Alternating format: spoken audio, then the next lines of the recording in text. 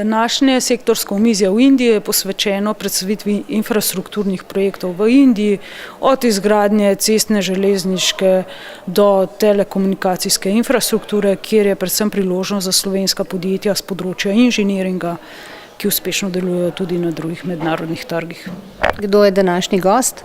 Osrednji gost bo veleposlanik Republike Indije v Sloveniji, plus njegovi kolegi iz indijskih javnih podjetij, ki so trenutno na MBA študiju v Ljubljani.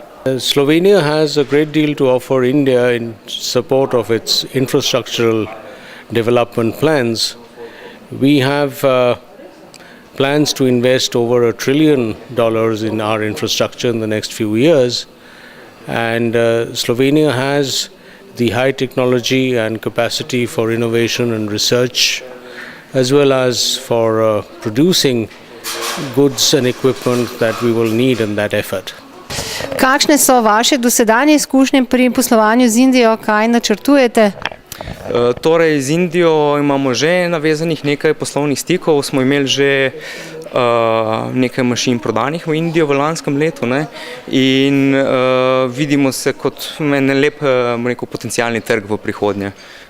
Kaj pričakujete od teh dogodkov na gospodarski zbornici?